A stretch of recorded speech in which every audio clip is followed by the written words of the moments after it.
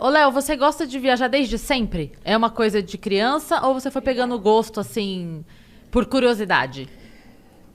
Acho que todo mundo tem o sonho de poder viajar e conhecer lugares ou bonitos, ou sei lá, para Disney todo ano, seja lá qual foi o tipo de viagem, mas acho que se você perguntar, todo mundo fala, gosto de viajar, só não posso. É mais ou menos por aí, né? Isso é Ou verdade. por tempo, ou por dinheiro, por qualquer situação assim. Isso era algo também que eu queria muito e por N razões não era uma prioridade. Há alguns anos atrás aí eu conheci a minha atual esposa e ela que tinha essa coisa de viajar. Então ela já conhece 40 países, assim, ela gosta bastante de viajar. Ô, louco. É. Então, se ela tiver aquele mapa mundi pra A colocar gente tem em os casa, na alfinetes, sala lá que a gente põe lá. tá tudo E preenchido. vocês já compraram quantas vezes alfinetes novos? Isso virou uma brincadeira. Vocês botam na conta do mês, né? Aluguel, alfinetes, porque... Exatamente. Que isso, E aí cara? ela gosta muito e assim, graças a Deus as coisas começaram a caminhar bem e eu consegui ter condições de poder viajar. E como ela trabalha, a gente tem que casar com a agenda dela, né? Mas desde que a gente tá junto, que a gente sempre viaja junto. Inclusive, ela foi comigo pra Coreia do Norte, foi comigo pra Chernobyl, foi pra todos os lugares, ela foi comigo. Quando a gente foi pra Bósnia, na lua de mel. Ele tava contando aqui em off que eles passaram a lua de mel em Bósnia e Herzegovina. É isso aí, vamos lá pra Sarajevo. Eu falei que ele chegou no avião e falou assim, amor, estamos indo pra Europa, vai ser uma surpresa, tudo pago. Quando chega é na Bósnia.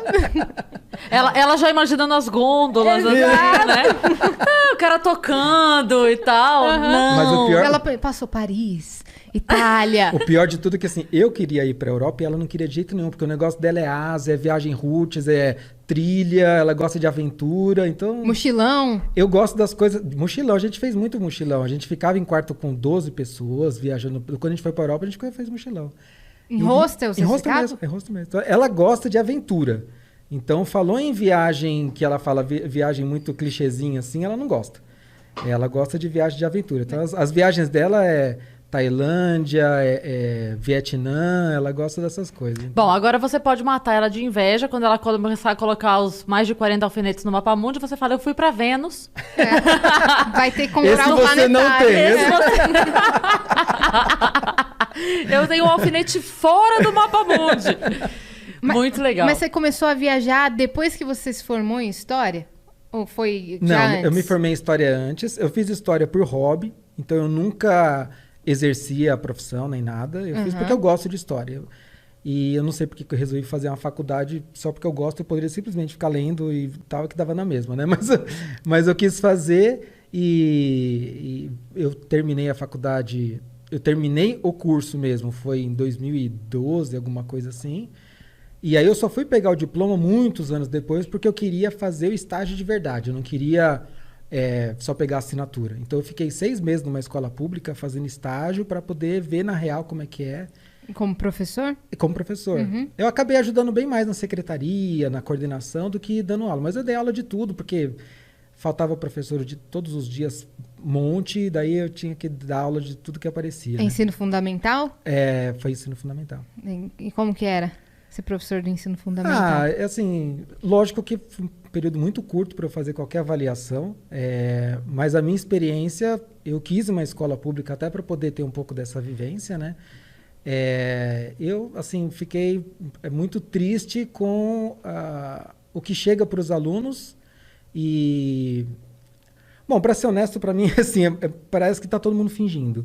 Então, a sensação que eu tenho é que os alunos fingem que estão para lá para estudar, que os pais estão fingindo que estão educando os filhos, e os professores, pelo amor de Deus, não estou generalizando, porque não são todos, lá tinham ótimos professores, mas parece que também estão lá para fingir que estão dando aula. Para bater cartão. Então, nessa... Falta uma estrutura generalizada, né? Era municipal? Era estadual? Estadual. Era a então quinta série, né? De quinta a oitava série, é isso? De quinta a oitava série. Eu dei aula no ensino fundamental até a quarta. Educação infantil e ensino fundamental.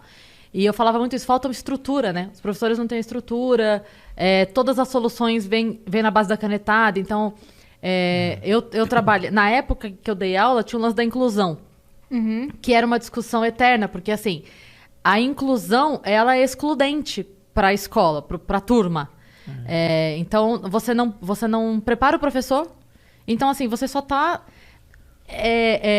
politicamente falando, ficando bonito na fita. Mas, na verdade, você não preparou o professor para incluir. Ele não tá incluindo. Ele tá, assim... É o que você falou, é um fingimento, assim. Porque se o professor não procura por conta própria fazer um curso, buscar aprender Libras, buscar por conta própria, ele não tem. Dificilmente tem esse acesso. Mas de alunos especiais, né? Então eu já vi, assim, na educação infantil, eu já vi amiga minha que recebeu uma criança autista, né? Eu não sei se tem algum termo específico para isso. Se tiver, me perdoem, eu, enfim, desconheço. Não, mas é que eu não sei se tem algo portador. Eu não sei se tem alguma coisa assim, mas enfim, eu tô falando aqui inocentemente, pelo amor de Deus. Mas que ela tinha muita dificuldade porque ela precisava ficar... Eram crianças pequenas, assim, de 3, 4 anos. Então ela precisava ficar com ele o tempo todo no colo.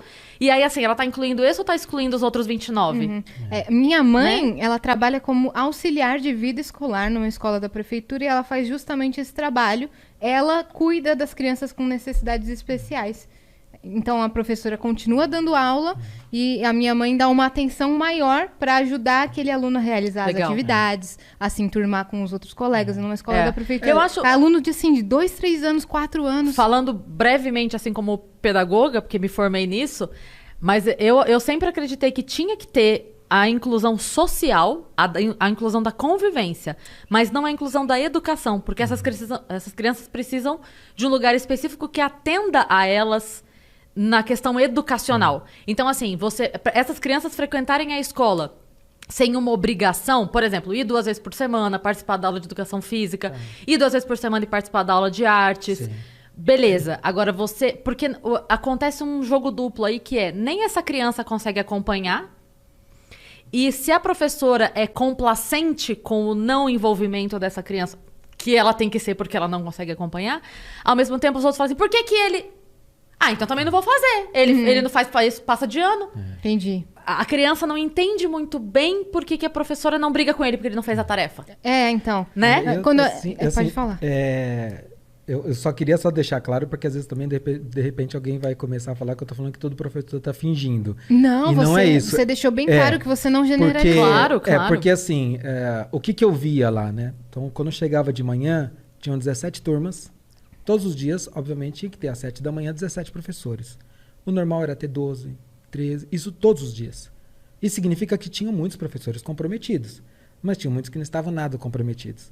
Né? Você chegava na sala de aula, eu posso estar com aquela história de papo de velho, mas na minha época as salas eram todas, as carteiras alinhadinhas, todo mundo sentadinho, lá eram divididos em clãs.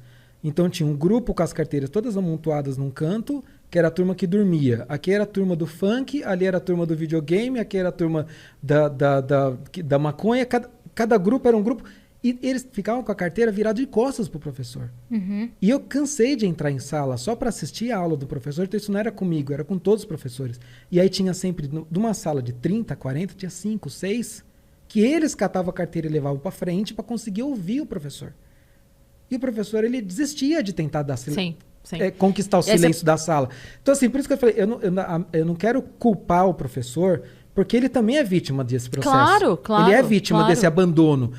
Os alunos chegam sem nenhuma base em casa.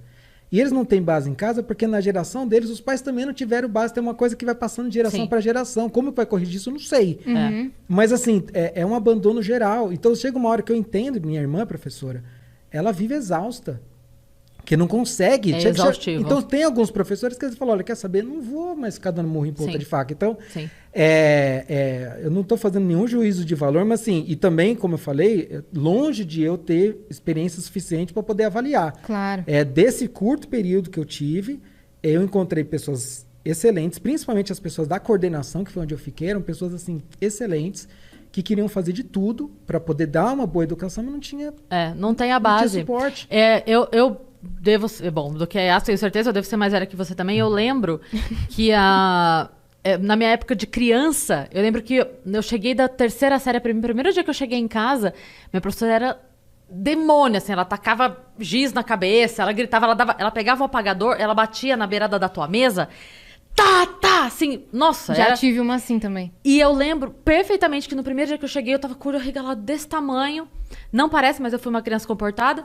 E eu cheguei assustadíssima. Eu falei, mãe, a professora brigou com o menino. Só que a minha mãe virou pra mim e falou assim, e quando for você?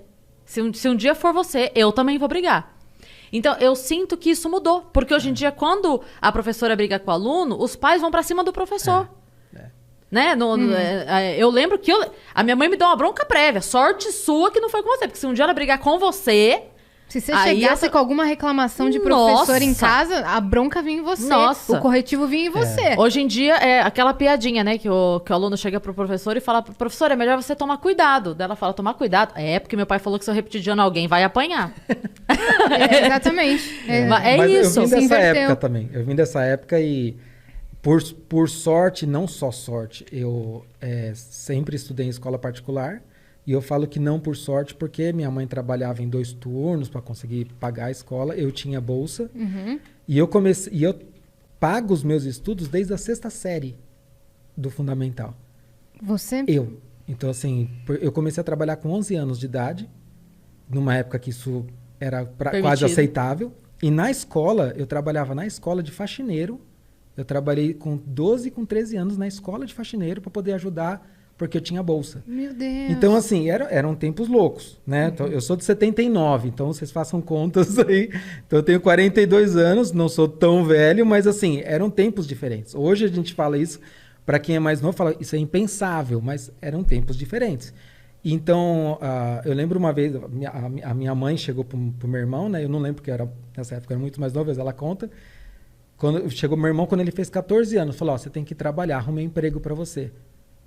Daí meu irmão falou, que legal, ficou todo feliz. Quanto que eu vou ganhar? Daí meu irmão falou, o que você sabe fazer? Eu não sei fazer nada, é isso que você vai ganhar. Eu já combinei com o seu chefe, você não vai ganhar nada. O dia que ele achar que você merece alguma coisa, ele te paga. Você tá indo lá para aprender. Não sei fazer nada. Então assim, é isso aí que você vai ganhar. Era outros tempos.